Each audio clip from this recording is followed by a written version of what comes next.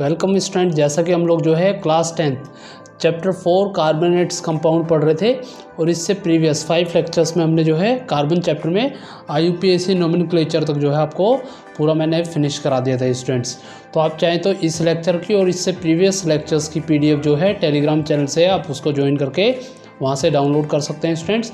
तो आज हम लोग जो है chemical property of carbon compound से अपनी जो ये क्लास है लेक्चर 5 है वो स्टार्ट करेंगे। तो देखिए chemical property of carbon compound में हमें जो है स्टूडेंट्स कार्बन के जो है डिफरेंट तरीके के जो रिएक्शंस है, जैसे उसके कम्बशन रिएक्शन है, ऑक्सीडेशन रिएक्शन है, साथ ही साथ डिफरेंट रिएक्शंस के बारे में हमें जो है पढ़ना है। तो क्या क्या पढ़ना है देखिए, all carbon compound show some common characteristics property, यानी कि कार्बन कंपाउंड जो है काफ़ी कॉमन कैरेक्टरिस्टिक्स प्रॉपर्टी को शो करता है, जिसको हमने जो है ब्रीफली यहाँ पे डिस्कस किया है। जैसे कार्बन जो है वो कम्बशन प्रॉपर्टी को शो करता है। तो कम्बशन क्या है? वो प्रोसेस जिससे कोई भी सब्सटेंस जो है ऑक्सीजन की प्रेजेंस में बर्न होता है और carbon dioxide, water, heat and light जो है उसको रिलीज़ करता है। तो इस टाइप के रिएक्शन को हम लोग बोलते हैं combustion reaction. So we can say the process of burning of carbon compound in air to give carbon dioxide, water, heat and light, इसको हम कॉमनली जो है कम्बशन कहते हैं। तो देखिए आपका जो कार्बन कंपाउंड है ये काफ़ी कम्बशन जो रिएक्शंस है उसको देता है, यानी कि आपके जितने भी आपके कार्बन कंपाउंड है वो जनरली जो है एज ए फ्यूल यूज़ किए जाते हैं। तो that is the reason combustion reaction जो है वो काफ़ी इंपॉर्टेंट रिएक्शन कार्बन के लिए हो सकता है। जैसे यहाँ पे हमने एग्जांपल लिया है कम्बशन ऑफ कार्बन का, हमने यहाँ पे एग्जांपल लिया है। जैसे हमें पता है कार्बन ऑक्सीजन में या एयर में बर्न होगा तो carbon dioxide, heat and light जो है हमें देता है। तो C+O2 give CO2, heat and light, ये जो है इस टाइप का रिएक्शन बनेगा। बट ये रिएक्शन कब होगा? जब हमें जो है सफिशेंट अमाउंट में ऑक्सीजन जो है वो मिल रही होगी, तो आपका जो है C+O2 गिव CO2 होगा। बट अगर इनसफिशेंट अमाउंट में अगर ऑक्सीजन मिलती है तो वहाँ पे जो है कार्बन आपका जो है रिएक्शन करेगा, 2 कार्बन मॉलिक्यूल्स जो है ये रिएक्शन करेंगे with oxygen and it will form, ये जो है आपका कार्बन मोनोऑक्साइड गैस बनाएगा जो कि एक पॉइजनस गैस होता है और हीमोग्लोबिन के साथ रिएक्शन करके कार्बोक्सी हीमोग्लोबिन फॉर्म करता है, जो कि बॉडी के लिए जो है काफ़ी फैटल रिएक्शन हो सकता है, यानी कि ऑक्सीजन से भी ज़्यादा इसकी भी यहाँ पे बाइंड करने की कैपेसिटी होती है, जिसकी वजह से आदमी जो है उसकी डेथ भी हो सकती है अगर वो ज़्यादा क्वांटिटी में कार्बन मोनोऑक्साइड को इनहेल करता है, क्योंकि उस समय उसकी बॉडी को जो है ऑक्सीजन वहाँ पे नहीं मिलेगी स्टूडेंट्स।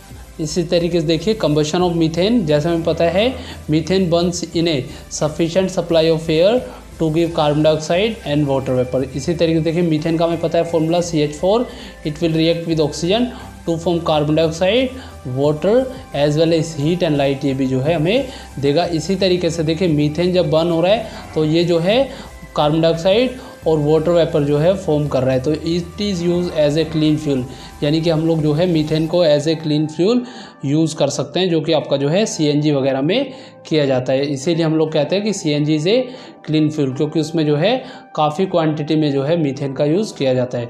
इसी तरीके से अगर हम लोग बात करें कम्बशन ऑफ अल्कोहल की, तो अल्कोहल जिसको हम लोग जनरली इथेनॉल भी कहते हैं, ये भी जो है आपका ऑक्सीजन के साथ में रिएक्शन करके carbon dioxide, water vapour, heat and light जो है आपको प्रोवाइड करेगा। तो यहाँ पे बताया हमने अल्कोहल इथेनॉल बर्न करेगा, तो इथेनॉल का हमें पता होना चाहिए, अल्कोहल का हमें पता होना चाहिए फॉर्मूला C2H5OH जो है ये आपका जो है इथेनॉल का या अल्कोहल का फॉर्मूला होता है। ये 3 मॉलिक्यूल्स ऑफ ऑक्सीजन से रिएक्शन करेगा, आप इसको बैलेंस भी कर सकते हैं। तो 2 molecules carbon dioxide, 3 molecules water plus heat and light भी जो है ये रिएक्शन जो है हमें देगा। तो इस तरह से ये भी आपका जो है एक सारे के सारे जो रिएक्शन है इन सब में हीट एनर्जी जो है वो इवॉल्व होगी, यानी कि ये सारे रिएक्शन जो है एक्सोथर्मिक रिएक्शन यहाँ पे होंगे। तो यहाँ पे देखिए मैंने बताया आपके लिए कुछ extra points. Carbonates compound are use as fuel because they burn in air by releasing lot of heat energy. इसी तरीके से जो हमारे जो सैचुरेटेड कार्बन कंपाउंड होते हैं जनरली ये जब बर्न होते हैं स्टूडेंट्स तो ब्लू एंड नॉन सूटी फ्लेम जो है हमें प्रोवाइड करते हैं, यानी कि जिन भी कार्बन कंपाउंड में सिंगल बॉन्ड होता है वो ब्लू फ्लेम के साथ में जलते हैं और कोई भी जो है धुआं वगैरह नहीं देते हैं।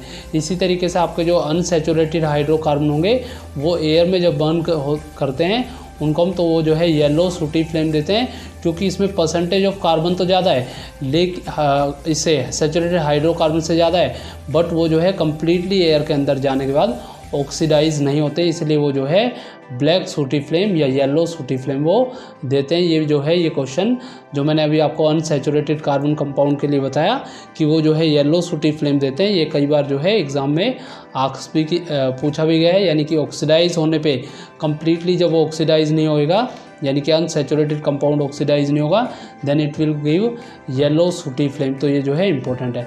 बाकी आपको स्टूडेंट्स ये भी याद रखना है, कोई भी कार्बन कंपाउंड अगर आपको जो है फ्लेम प्रोवाइड कर रहा है तो उस केस में आपका जो है वोलेटाइल सब्सटेंसेस का उसमें होना ज़रूरी है। इसको हम लोग जो है भी डिस्कस करेंगे। तो देखिए यहाँ पे मैंने बताया आपके लिए, जो गैस या केरोसिन हम लोग यूज़ करते हैं, हम लोग अपने घरों में यूज़ करते हैं, उसके अंदर जो है एयर के कुछ इनलेट्स बनाए जाते हैं ताकि उसमें जो है सफिशेंट अमाउंट में जो है ऑक्सीजन का रिच एयर मिक्सचर वहाँ पे जा सके, जिसकी वजह से जो आपका कार्बन कंपाउंड है वो इजीली या क्लीन वे में जो है बर्न हो सके और ब्लू फ्लेम वो जो है आपको प्रोवाइड करेगा।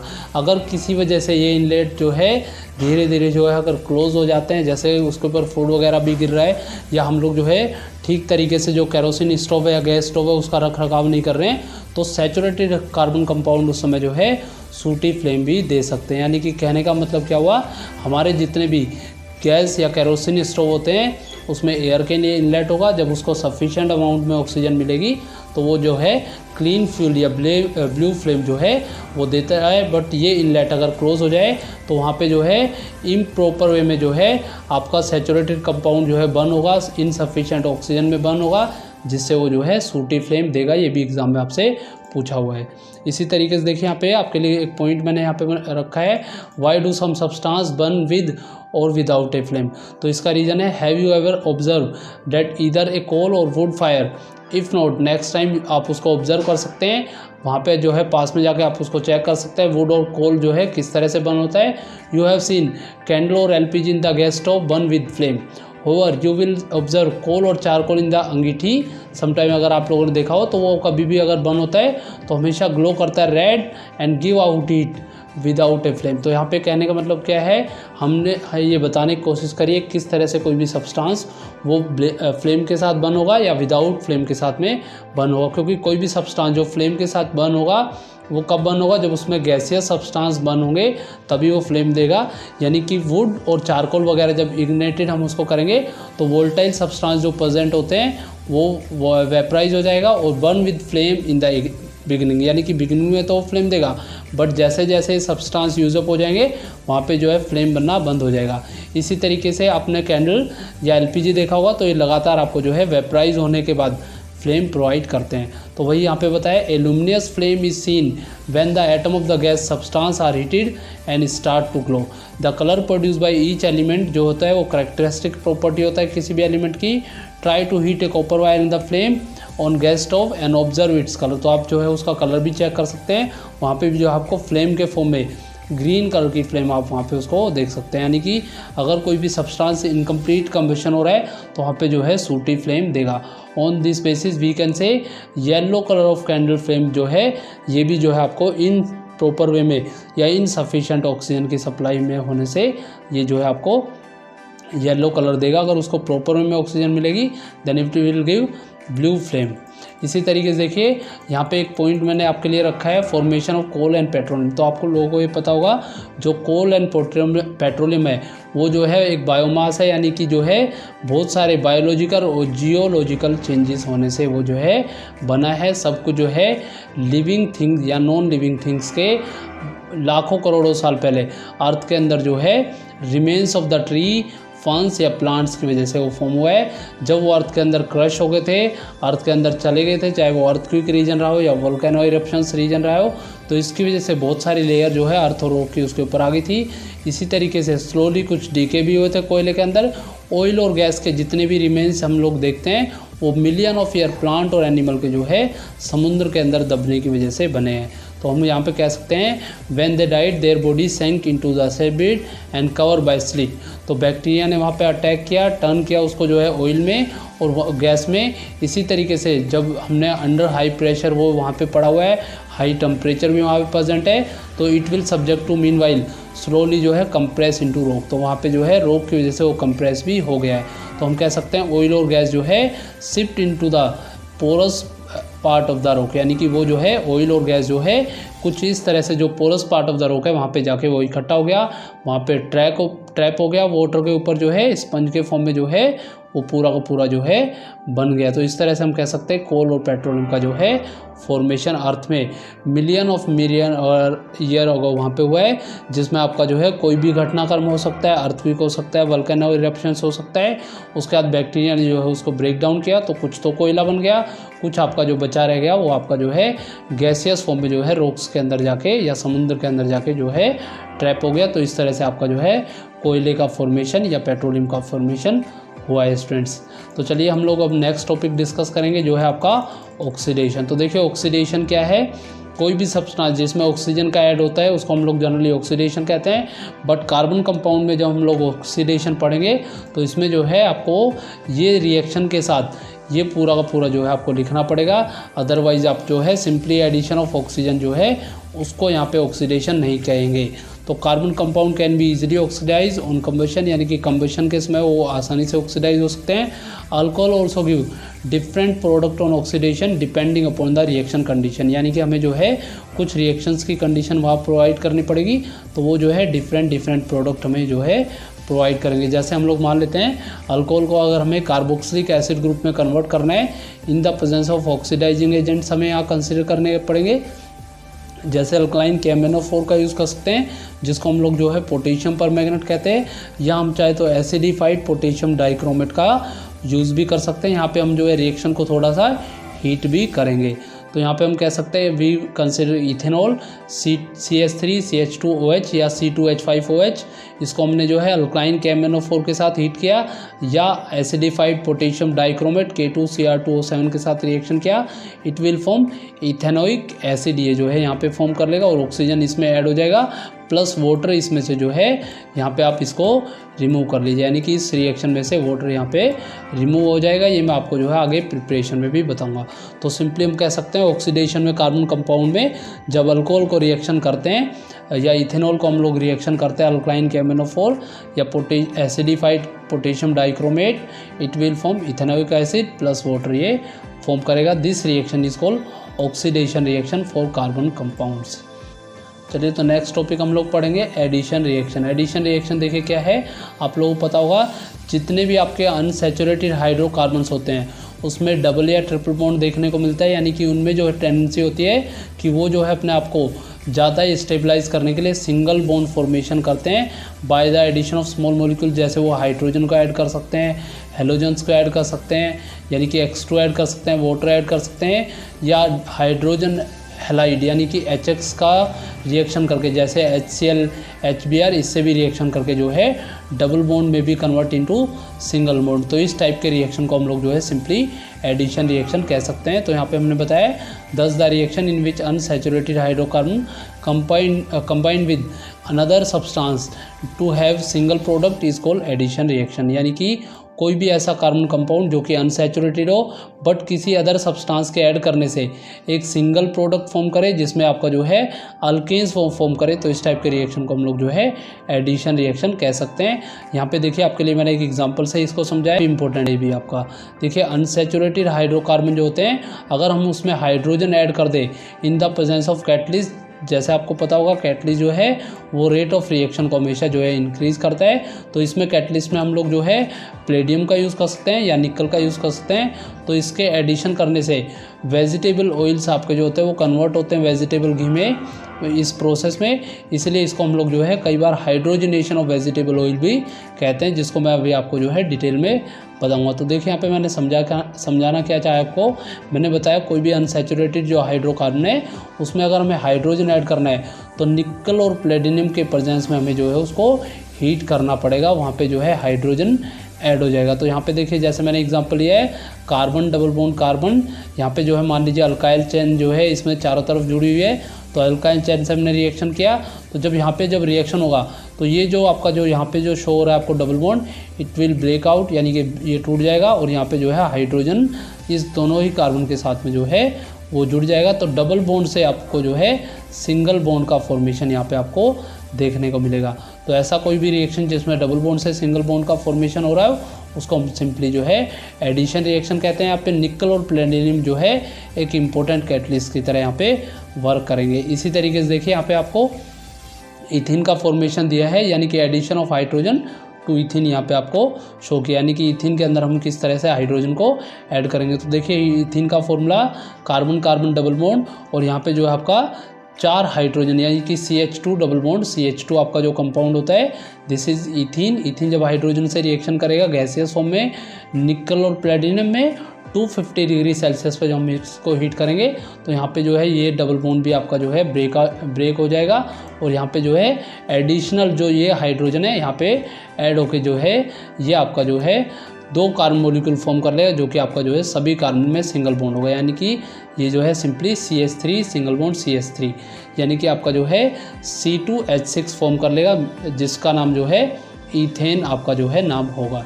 यानी कि ईथेन से ईथेन बनाने के लिए हम लोग जो है एडिशन रिएक्शन का यूज़ करेंगे। इसी तरीके से देखिए आपको addition of hydrogen to ethyne भी हम लोग चाहें तो कर सकते हैं, जिसमें आपको जो है एक सिंगल बॉन्ड से हम लोग इस रिएक्शन को स्टार्ट करेंगे। जब ये सिंगल बॉन्ड से इस रिएक्शन को स्टार्ट करेंगे तो carbon hydrogen triple bond carbon hydrogen यहाँ फॉर्म होगा और ये जो है देखिए काफ़ी स्टेप्स में ये रिएक्शन यहाँ पे आपका कंप्लीट होगा। याद रखें यहाँ पे जो है कैटलिस्ट में आप लोग जो है निकल या प्लेटिनम इसमें से किसी एक को यहाँ पे ज़रूर आप ऐड कर लीजिएगा। तो ये रिएक्शन करेगा, फर्दर ये जो है ट्रिपल बॉन्ड से ब्रेक डाउन होगा डबल बॉन्ड में, फिर डबल बॉन्ड से फिर से फर्दर ब्रेक डाउन होगा, it will form into single bond. तो यहाँ पे भी आपको याद रखना है निकल और प्लेटिनम जो है लिखना ज़रूरी है और थोड़ा सा हमें जो है 250 डिग्री सेल्सियस तक इसको जो है हीट भी करना पड़ेगा। तो हम यहाँ पे सिंपली कह सकते हैं स्टूडेंट्स, अगर हमें इथाइन को रिएक्शन करना है, हाइड्रोजनेशन अगर हमें उसका करना है तो निकल और प्लेटिनम ऐड करना है, it will convert into double bond carbon compound, double bond से फिर जो है वो सिंगल बॉन्ड कार्बन कंपाउंड में कन्वर्ट हो जाएगा। तो ये भी आपका जो है एक एडिशन रिएक्शन है, काफ़ी इंपॉर्टेंट रिएक्शन है, काफ़ी बार जो है इसको पूछा जाएगा आपसे। चलिए स्टूडेंट, तो नेक्स्ट टॉपिक में हम लोग जो है अब डिटेल में थोड़ा सा हाइड्रोजनेशन रिएक्शन को पढ़ लेते हैं और इसके यूजेस वगैरह या हार्मफुल इफेक्ट को भी पढ़ लेते हैं, क्योंकि देखिए जैसे मैंने आपको बताया एडिशन रिएक्शन भी आपका एक हाइड्रोजनेशन रिएक्शन ही है। तो द वेजिटेबल ऑयल, जैसे आप लोगों को पता होगा ग्राउंडनट ऑयल, कॉटन ऑयल या कॉटन सीड ऑयल, ये सब जो है रूम टेम्परेचर पे आपका जो है लिक्विड फॉर्म में होते हैं और ये सारे के सारे जो है अनसैचुरेटेड कंपाउंड होते हैं जिसमें आपका जो है डबल बॉन्ड होता है।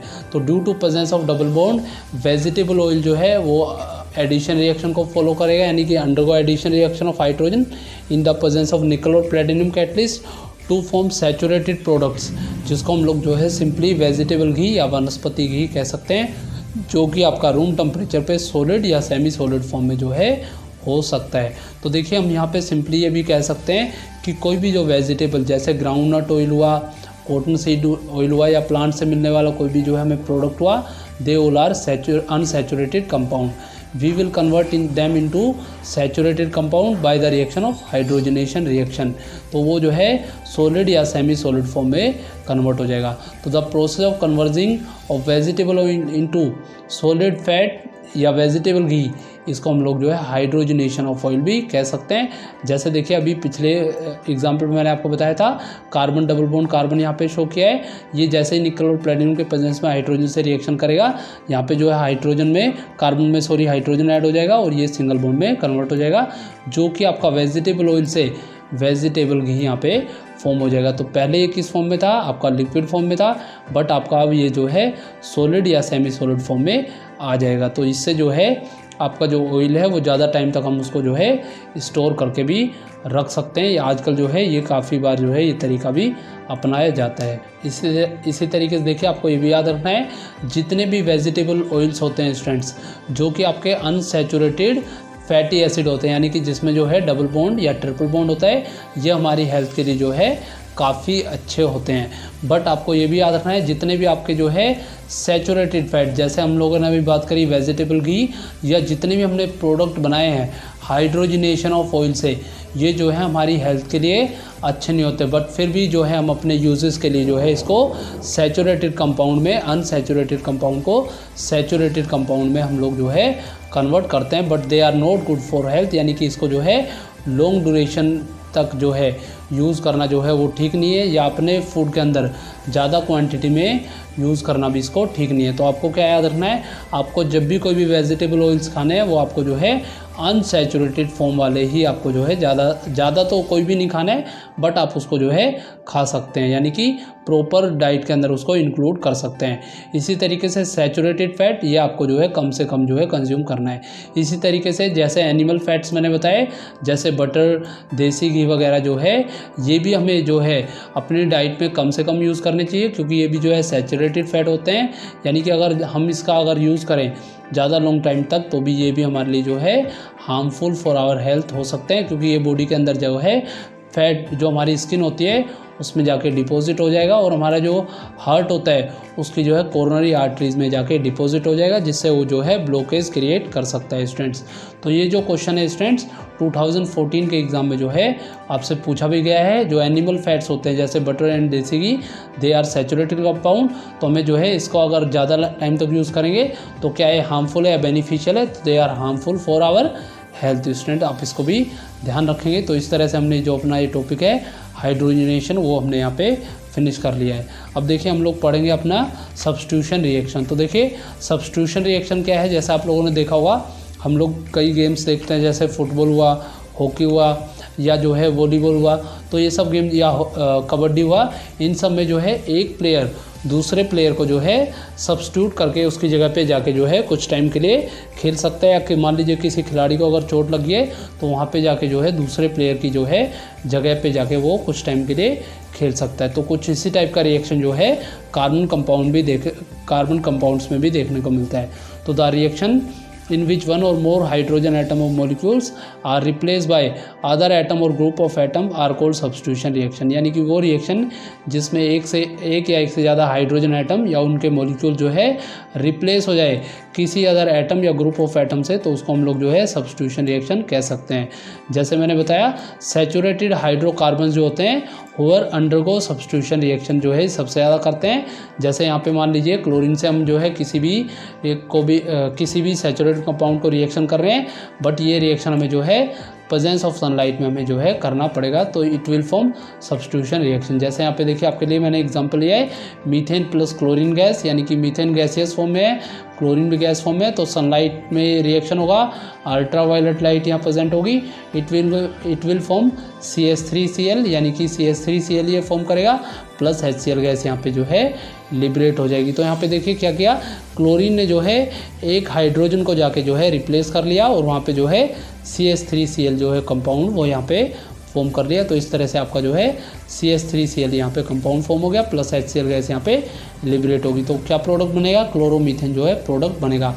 But this reaction can be further, जो है हम इसको दोबारा अगर रिएक्शन कराए क्लोरीन से तो CH3Cl फिर रिएक्शन करेगा तो CH2Cl2 फॉर्म करेगा, प्लस HCl गैस फिर से जो है निकल जाएगी, तो यहाँ पे जो है ये डाई क्लोरोमीथेन जो है फॉर्म कर लेगा। इसी तरीके से अगर हम इसको फिर से रिएक्शन करें तो CH2Cl2 फर्दर रिएक्शन करेगा CHCl3, जो कि आपका जो है ट्राई क्लोरोमीथेन फॉर्म कर लेगा, जो कि आपका जो है क्लोरोफॉर्म यानी कि ये बना लेगा, जो कि आपकी एक बेहोश करने की जो दवा है वो यहाँ पे फॉर्म कर लेगा, जिसको हम लोग जो है क्लोरोफॉर्म जो है कहते हैं, या ट्राई क्लोरोमीथेन भी हम इसको कहते हैं। इसी तरीके से CHCl3 यहाँ पे जो प्रोडक्ट फॉर्म हुआ उसको भी अगर हम लोग रिएक्शन करें क्लोरीन गैस से, अगर हम लोग रिएक्शन करें तो ये जो है CCl फॉर्म यानी कि कार्बन टेट्राक्लोराइड बनाएगा। और अब देखिए कार्बन के सारे हाइड्रोजन जो है वो यहाँ पे क्लोरीन से जो है रिप्लेस हो चुके हैं, तो ये जो है टेट्राक्लोरोमीथेन फॉर्म कर लेगा, या कार्बन टेट्राक्लोराइड ये फॉर्म कर लेगा। तो अब ये रिएक्शन जो है फर्दर प्रोसीड आपका नहीं हो पाएगा। तो इस तरह से हम कह सकते हैं कि substitution reaction is taking place in methane bye the reaction of chlorine gas, यानी कि क्लोरीन गैस के रिएक्शन से यहाँ पे हमेशा सब्स्टिट्यूशन रिएक्शन होगा, जिसमें एक क्लोरीन जो है हर बार एक हाइड्रोजन को जो है रिप्लेस कर रहा था। तो ये रिएक्शन भी जो है काफ़ी इंपॉर्टेंट आपके एग्ज़ाम के लिए हो सकता है। तो चलिए अब हम लोग जो है सब्स्टिट्यूशन रिएक्शन की बात कर लेते हैं। जैसे मैंने अभी आपको बताया जो सब्स्टिट्यूशन रिएक्शन होते हैं इनकी एक स्पेशल कैरेक्टरिस्टिक्स प्रॉपर्टी होती है कि ये जो है आपका सैचुरेटेड हाइड्रोकार्बन या अल्केन्स में जो है आपको सब्स्टिट्यूशन रिएक्शंस देखने को मिलते हैं। यानी कि कभी कहीं पे भी अगर कार्बन कंपाउंड में सब्स्टिट्यूशन रिएक्शन देखने को मिल रहा है that is due to presence of saturated hydrocarbon या अल्केन्स की वजह से। इसी तरीके से अनसैचुरेटेड हाइड्रोकार्बन जो होते हैं वो कभी भी सब्स्टिट्यूशन रिएक्शन नहीं देते हैं हैलोजन के साथ, बट वो जो है हमेशा एडिशन रिएक्शन देंगे। ये जो दोनों पॉइंट जो मैंने अभी आपको बताया, सब्स्टिट्यूशन रिएक्शन और अनसैचुरेटेड कंपाउंड के लिए एडिशन रिएक्शन, ये जो है आपको याद रखना है। ये this is the special property of alkanes as well as alkyne या अल्काइंस। ठीक है, तो याद रखना है आपको, अगर सिंगल कंपाउंड यानी कि सिंगल बॉन्ड प्रेजेंट है तो वो हमेशा जो है सब्स्टिट्यूशन रिएक्शन देगा। अगर वो अनसैचुरेटेड या डबल या ट्रिपल बॉन्ड है तो ऐसा रिएक्शन जो हमेशा एडिशन रिएक्शन आपको देंगे। जितना मैंने अभी आपको कार्बन प्रॉपर्टी से बताया, यहाँ तक कि आपको जो है कार्बन की जो प्रॉपर्टी है वो पढ़नी है student. Let's move to the next topic student, जो है हमारा important carbon compound ethanol and ethanoic acid students. तो देखिए होपफुली आप लोगों को ये सब समझ में आ रहा हो स्टूडेंट्स। अगर आपको समझ में आ रहा है तो वीडियो को लाइक ज़रूर कीजिएगा। कुछ इसी टाइप के कंटेंट के लिए आप चाहे तो चैनल को सब्सक्राइब भी कर सकते हैं। तो देखिए सबसे पहले हम लोग बात करें, यहाँ से एक क्वेश्चन आपका जो है बोर्ड एग्जाम में, चाहे वो जो है कोई भी बोर्ड हो, CBSE बोर्ड हो, KVS हो, कोई भी बोर्ड हो, वहाँ पे जो है आपका एक क्वेश्चन जो है इथेनॉल और इथेनॉइक एसिड से ज़रूर आएगा। तो सबसे पहले हम लोग जो है इथेनॉल को डिटेल में पढ़ लेते हैं।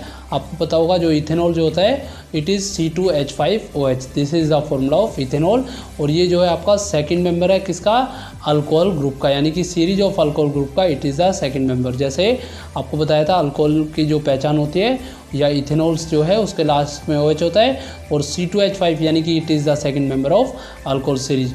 कॉमन नेम जो आपका इथेनॉल का होता है उसको हम लोग कई बार जो है इथाइल अल्कोहल भी कहते हैं, यानी कि ethyl alcohol is the common name of ethanol, जिसको हम कॉमनली जो है अल्कोहल भी कह सकते हैं। और ये जो है एक एक्टिव इंग्रेडिएंट जो है जितने भी अल्कोहलिक ड्रिंक्स वगैरह होते हैं उसमें जो है यूज़ किया जाता है। तो कुछ इस टाइप से आप चाहें तो इसका स्ट्रक्चर भी यहाँ पे फॉर्म कर सकते हैं।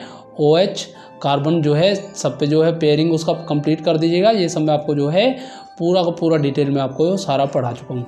तो चलिए यहाँ पे बात करेंगे हम लोग जो है मैन्युफैक्चरिंग ऑफ इथेनॉल, यानी कि हम इथेनॉल को जो है किस तरह से मैन्युफैक्चरिंग कर सकते हैं। तो देखिए ethanol is prepare on commercial scale by fragmentation of sugar से हम जो है इसको फॉर्म कर सकते हैं, यानी कि मोलेसिस के फ्रेगमेंटेशन से हम इसको फॉर्म कर सकते हैं, जो कि एक चीफ सोर्स होता है शुगर का, जिसको हम जो है 3 टाइम डिल्यूट अगर हम कर दें और by volume by adding water, यानी कि उसके जो वॉल्यूम है उसमें 3 टाइम अगर हम वाटर ऐड कर दें तो जो है मोलेसिस का यूज़ करके हम जो है इथेनॉल फॉर्म कर सकते हैं। इसके लिए जो हम यीस्ट एक्सट्रैक्शन का भी यूज़ करेंगे, जो हम जो है डिल्यूट सॉल्यूशन ऑफ मोलेसिस में जो है हम ऐड करेंगे। यानी कि सबसे पहले हमें क्या करना है, गन्ने का जो जूस है, ठीक है, यानी कि या हम चाहें तो यहाँ पे जो है अंगूर का जूस भी जो है यूज़ कर सकते हैं। फिलहाल हम जो है फ्रेगमेंटेशन मेथड के लिए जो है मोलेसिस का यूज़ कर रहे हैं, जो कि आपका चीफ सोर्स है शुगर का, उसको हमने 3 टाइम वाटर से डिल्यूट किया।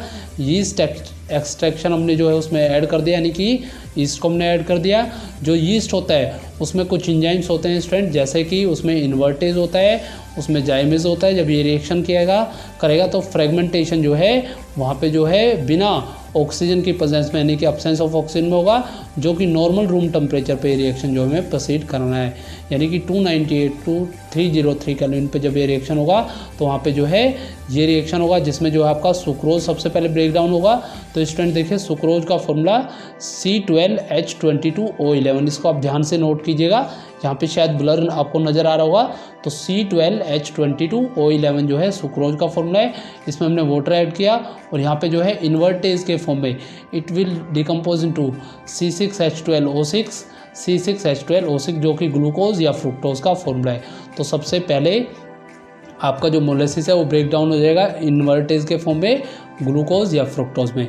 तो मोलेसिस में ही था ये। इसी तरीके से ग्लूकोज और फ्रुक्टोज अब जाइमेज के प्रेजेंस में जब रिएक्शन करेगा then it will form ethanol, यानी कि C2H5OH लिक्विड फॉर्म में, प्लस जो है कार्बन डाइऑक्साइड गैस जो है यहाँ पे फॉर्म कर लेगा। तो इस तरह से आपका जो है ये रिएक्शन आपका प्रोसीड हो जाएगा, यानी कि इथेनॉल प्लस कार्बन डाइऑक्साइड ये फॉर्म करेगा किससे, ग्लूकोज या फ्रक्टोज से। तो इस तरह से जो है मैन्युफैक्चरिंग ऑफ इथेनॉल हम लोग जो है बड़ी आसानी से यहाँ पे कर सकते हैं।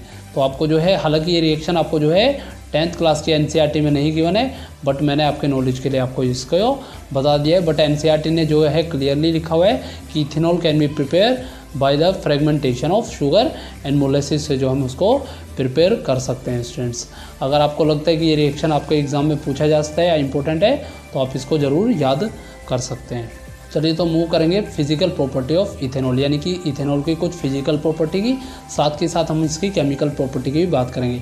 तो ये देखिए, आपको पता होगा ethanol it is A colourless inflammable liquid होता है, यानी कि काफ़ी जो है ज्वलनशील पदार्थ होता है, जिसमें हमें जो है एक बर्निंग टेस्ट जो है देखने को मिलता है। और ये वाटर के साथ जो है सभी प्रोपोर्शन में जो है मिक्स होता है। साथ के साथ आपको ये भी याद रखना है, it does not conduct electricity. जैसे आपने जो है एसिड बेस सोल्ट में भी पढ़ा था, इथेनॉल में OH ग्रुप होते हुए भी जो है ये इलेक्ट्रिसिटी कंडक्ट नहीं करेगा, क्योंकि इसमें जो है OH जो है ब्रेक डाउन नहीं होगा। इसी तरीके से इसका कोई भी इफेक्ट लिटमस सॉल्यूशन के ऊपर नहीं होता है, यानी कि कलर ऑफ लिटमस को भी ये चेंज नहीं करेगा, क्योंकि ये जो है न्यूट्रल नेचर में होता है। इंपॉर्टेंट पॉइंट है, काफ़ी स्टूडेंट को जो है पॉइंट नंबर 4 के अंदर जो है डाउट रहता है, बट क्लियर कट मैं आपको बता दूं, जो लिटमस होता है उसका जो है इथेनॉल के ऊपर कोई भी इफेक्ट नहीं होगा, क्योंकि ये न्यूट्रल होता है नेचर के अंदर। तो इतनी फिजिकल प्रॉपर्टी ऑफ इथेनॉल आप ज़रूर याद रखिएगा। इसी तरीके से अगर हम लोग बात करें केमिकल प्रॉपर्टी ऑफ इथेनॉल में, तो केमिकल प्रॉपर्टी ऑफ इथेनॉल में जो है काफ़ी इंपॉर्टेंट रिएक्शंस जो आपका इथेनॉल ये शो करता है। जैसे देखिए, कुछ रिएक्शन जो हमने यहाँ पे इसके लिए जो है डिस्क्राइब किया है। जैसे मैंने यहाँ पे बताया कि रिएक्शन विद सोडियम जो है इथेनॉल करेगा, तो इथाइल अल्कोहल या ethanol react with sodium metal leading to evolution of hydrogen gas वहाँ पे निकलेगी, with formation of sodium ethoxide भी वो फॉर्म करेगा। यानी कि we can say C2H5OH liquid form में सोडियम से रिएक्शन किया, सॉलिड फॉर्म में C2H5ONA यानी कि सोडियम इथोक्साइड उसने फॉर्म किया, और हाइड्रोजन गैस जो है यहाँ पे लिबरेट हो जाएगी। तो इस रिएक्शन को आप इस तरह से भी लिख सकते हैं, या कई बुक में इसी रिएक्शन को 2Na C2H5OH को कई बुक में CH3CH2OH भी लिखा हुआ है, क्योंकि अगर आप यहाँ से कंबाइन करें कार्बन 2 हाइड्रोजन 5OH तो सेम ही कंपाउंड जो है आप यहाँ पे देखने को मिलेगा। इसी तरीके से CH3CH2ONA प्लस हाइड्रोजन फॉर्म करेगा, यानी कि सोडियम इथोक्साइड प्लस हाइड्रोजन। इस रिएक्शन में जो हाइड्रोजन गैस इवॉल्व हो रही है, जिसको हम टेस्ट कर सकते हैं बाय बर्निंग कैंडल, जो कि पॉप साउंड यहाँ पे आपको देगी स्टूडेंट्स। तो देखिए, इसी तरीके से reaction with concentrated sulphuric acid यानी कि डिहाइड्रेशन रिएक्शन भी जो है आपका इथेनॉल में देखने को मिलता है, यानी कि removal of water molecule from a compound is known as dehydration reaction. जैसे इथेनॉल जो है कंसनट्रेटेड सल्फ्यूरिक एसिड के साथ में रिएक्शन करके आपका जो है वाटर लूज करता है, तो ये भी जो है आपका एक डिहाइड्रेटिंग एजेंट की तरह वर्क करेगा। वही यहाँ पे मैंने एक्सप्लेन किया आपके लिए, ethanol react with concentrated sulphuric acid at 443 kelvin to give ethene and water. तो कई बार एग्जाम में पूछा जाता है कि एक ऐसा रिएक्शन लिखिए जिसमें जो हम लोग ईथेन को या इथेनॉल को जो है ईथीन में कन्वर्ट कर सकते हैं। तो कई बार जो है फिल इन द ब्लैंक्स में भी ये क्वेश्चन दे दिया जाता है आपको, CH3CH2OH आपको दे दिया जाता है, साथ के साथ आपको जो है एरो पे जो है हॉट कंसनट्रेटेड H2SO4 दे दिया जाता है, तो आपको जो है ये साइड फिल करनी होती है। तो आपको याद रखना है CH3CH2OH फॉर्म जब H2SO4 से रिएक्शन करेगा तो वहाँ से वाटर लिबरेट हो जाएगा और आपका जो है ईथीन फॉर्म कर लेगा, यानी कि डबल बॉन्ड कंपाउंड जो है ये फॉर्म कर लेगा। This reaction is also called dehydrating reaction, यानी कि सल्फ्यूरिक एसिड से इथेनॉल व्हेन रिएक्शन करेगा तो जो है ईथीन फॉर्म करेगा, जो कि एक डिहाइड्रेटिंग एजेंट में वाटर इसमें से बाहर निकल जाएगा। यहाँ पे मैंने आपके लिए एक्सप्लेन कर दिया है।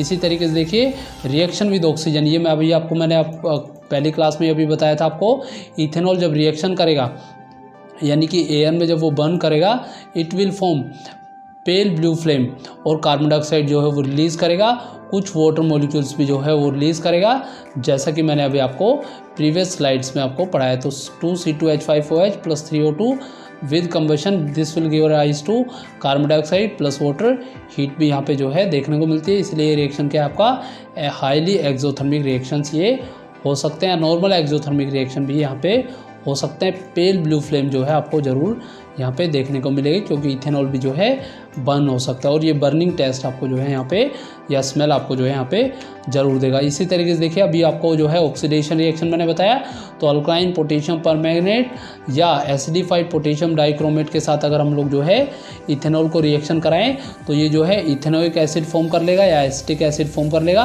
प्लस इसमें से जो है वाटर यहाँ पे आपका जो है रिमूव हो जाएगा। तो this is the oxidation of ethanol, यानी कि इथेनॉल में अल्कलाइन KMnO4 और हीट या एसिडिफाइड पोटेशियम डाइक्रोमेट के साथ भी हीट कर देंगे। किसी एक को ही रखना है आपको, दोनों नहीं रखने हैं एक साथ, तो CH3COH प्लस वाटर ये यहाँ पे फॉर्म कर लेगा स्टूडेंट्स। चलिए तो अब हम लोग जो है कुछ यूजेज ऑफ इथेनॉल डिस्कस कर लेते हैं। जैसे आप लोग पता हुआ it is a good solvent, so it is use in medicine such as tincture. Iodine का ये फॉर्मेशन करता है और कफ सिरप वगैरह बनाने में हम इसका यूज़ करते हैं। बहुत सारे टॉनिक्स वगैरह में जो हम लोग इथेनॉल का यूज़ करते हैं। इसी तरीके से जो कोल्ड कंट्रीज़ होती हैं, यानी कि जहाँ पे जो है ठंड काफ़ी ज़्यादा पड़ती है, इथेनॉल का यूज़ हम लोग जो है as a anti freeze in the radiator of automobiles में हम लोग जो है यूज़ करते हैं। साथ के साथ इसको जो है पेट्रोल में भी जो है ऐड कर सकते हैं, जिससे फ्यूल की जो बर्निंग कैपेसिटी है वो ज़्यादा अच्छे से हो सकती है। इसी तरीके से ethanol in the form of rectified spirit important है। पिछली बार जो है रेक्टिफाइड स्पिरिट से भी क्वेश्चन पूछा हुआ था। तो रेक्टिफाइड स्पिरिट क्या है? एक ऐसा सॉल्यूशन जिसमें 95% जो है अल्कोहल हो प्लस 5% वाटर हो, उसको हम लोग जो है एंटीसेप्टिक की तरह यूज़ कर सकते हैं। जब भी कभी हमें जो है चोट लगेगी या वाउंड्स वगैरह कहीं पे भी होगा, घाव वगैरह होगा, तो हम लोग जो है इथेनॉल को एज ए रेक्टिफाइड स्पिरिट जो हम यूज़ कर सकते हैं। तो ये भी पॉइंट भी आपको याद रखना है। रेक्टिफाइड स्पिरिट का जो कंस्टेंट भी आपको याद रखना है।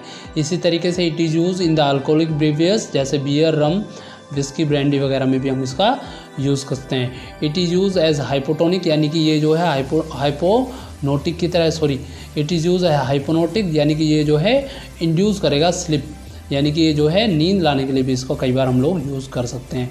इसी तरीके से it is use in preparation of chloroform बनाने में, आयोडोफॉर्म बनाने में, इथेनोइक एसिड और इथेनॉल बनाने में हम इसका यूज़ कर सकते हैं। इसी तरीके से ये जो है आपका एक इम्पोर्टेंट इंडस्ट्रियल सॉल्वेंट भी है, जिसका इंडस्ट्री में जो है काफ़ी ज़्यादा यूजेस किया जाता है स्टूडेंट्स। साथ के साथ अगर मैं बात करूँ स्टूडेंट इसके यूजेस की, तो इसके कुछ हार्मफुल इफ़ेक्ट्स भी हैं, जिसको हम लोग जो है अभी यहाँ पे डिस्कस करेंगे।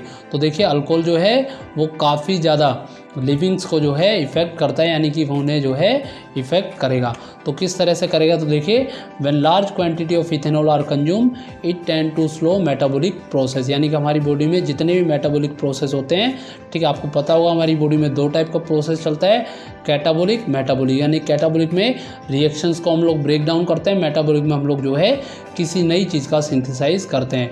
तो ये उसको कम कर देगा, डिप्रेस कर देगा हमारे सेंट्रल नर्वस सिस्टम को, जिससे हमें जो है लैक ऑफ कोऑर्डिनेशन होगा, मेंटल कन्फ्यूजन हो सकता है, हमें जो है उन्दिनापन आ जाएगा, ड्राउसीनेस महसूस होगी, या हमारी जो नॉर्मल इनिबिशंस है, lowering the normal inhibitions, finally हम लोग जो है स्टेपर हो जाएंगे, यानी कि जो है वहाँ पे जो है लड़खड़ा भी वहाँ पे सकते हैं। इस तरीके से द इंडिविजुअल में फील रिलैक्स, जो है जिस भी व्यक्ति ने अल्कोहल को ड्रिंक किया है तो उसको जो है मे भी रिलैक्स फील हो सकता है, बट उसको ये नहीं पता है कि उसको जो सेंस ऑर्गन है, उनकी जो जजमेंट का जो तरीका है वो जो है काफ़ी मात्रा में जो है कम हो चुका है, यानी कि उसका सेंस ऑफ ह्यूमर भी वहाँ पे कम हो जाएगा। तो वही यहाँ पे बताया द इंडिविजुअल में feel relax without realising, that is sense of judgement, sense of timing, muscular coordination वगैरह जो है वो सीरियसली वहाँ पे जो है इम्पेक्टेड हुआ है। इसी तरीके से like ethanol intake of methanol, मान लीजिए कोई भी अगर इथेनॉल अगर हम लोग ले रहे हैं, उसमें अगर थोड़ी सी भी क्वांटिटी अगर मिथेनॉल की है तो वो जो है काफ़ी नुकसानदायक हो सकती है, उससे जो है डेथ भी हो सकती है, क्योंकि मिथेनॉल जो है वो जनरली आपका जो है ऑक्सीडाइज हो जाता है मिथेनॉल में लीवर के अंदर जाने के बाद। ये पॉइंट आपको जो है काफ़ी इंपॉर्टेंट है, याद रखना है। हमारे जो बॉडी के अंदर जो मिथेनॉल है वो लीवर के अंदर जाके जो है मिथेनॉल फॉर्म कर लेता है लीवर के अंदर जाने के बाद, और मिथेनॉल से धीरे धीरे जो है रिएक्शन करता है विद कंपोनेंट ऑफ सेल, यानी कि हमारी सेल के जो कंपोनेंट है उससे रिएक्शन कर लेता है, कोगुलेशन ये फॉर्म कर लेता है प्रोटोप्लाज्म का, यानी कि प्रोटोप्लाज्म को स्कंदित ये कर देता है, जिसकी वजह से जिस तरह से अंडे के अंदर जो है कोगुलेशन हो जाता है पूरे कुकिंग के टाइम, वैसा ही जो हमारे लीवर के अंदर भी कर देता है। तो इससे हमारी जो ऑप्टिक नर्व्स है उसको कभी भी काफ़ी नुकसान हो सकता है, इससे जो है हमारी आंखें भी जा सकती है, और कई बार ज़्यादा क्वांटिटी में अगर जहरीली शराब जिसको हम लोग बोलते हैं मिथेनॉल की क्वांटिटी होने से, तो उससे व्यक्ति की जो है डेथ भी हो सकती है। तो देखिए कितना जो है ये नुकसानदायक हमारे शरीर के लिए हो सकता है। हालांकि हम लोग जो है इसको मेडिसिन वगैरह में भी यूज़ कर रहे हैं। तो इसी तरीके से ethanol is a important industrial solvent है to prevent misuse of ethanol.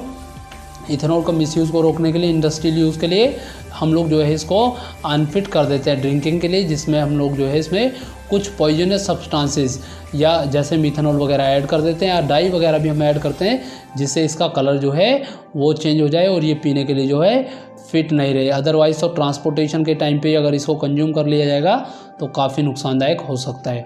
इस टाइप के अल्कोहल जिसको हम लोग जो है उसका कलर चेंज कर देते हैं या पीने के लिए जो है अनफिट कर देते हैं, इसको हम लोग जो है डीनेचर अल्कोहल भी कहते हैं। ये भी आपका जो है एग्ज़ाम्स में पूछा हुआ क्वेश्चन यहाँ पे है, यानी कि डीनेचर अल्कोहल भी आपका जो है एग्ज़ाम में पूछा हुआ क्वेश्चन यहाँ पे। देखिए मैंने आपको क्या समझाया, किस तरह से इथेनॉल जो है लिविंग थिंग्स को इफ़ेक्ट कर रहा है, हमारे सोचने समझने की जो है क्षमता को भी कम कर रहा है, साथ के साथ हमारी लीवर्स की जो सेल है उसको भी कंटिन्यू अगर हम लोग यूज़ करें तो उसको भी नुकसान पहुंचाएगा। साथ के साथ जहरीली शराब पीने से जो है कोगुलेट भी कर सकता है। इसी तरीके से इंडस्ट्री वगैरह में भेजने के लिए हम लोग जो है इसको डीनेचर भी कर सकते हैं। इसी तरीके से हम लोग जो है अल्कोहल को एज ए फ्यूल भी यूज़ कर सकते हैं। जैसे बताया आपको, sugar cane plant are one of the most efficient converter of sunlight into chemical energy. Sugar cane juice वगैरह जिससे मोलेसिस वगैरह करते हैं, जब फर्मेंटेड करते हैं तो इथेनॉल को फॉर्मेशन करते हैं। जैसे अभी पूरे लेक्चर में बताया, तो कुछ कंट्री में जो है इसको पेट्रोल के अंदर एडिटिव बना के क्लीनर फ्यूल की तरह भी यूज़ किया जाता है, जिसमें आपका जो है कार्बन डाइऑक्साइड और वाटर जो है रिलीज।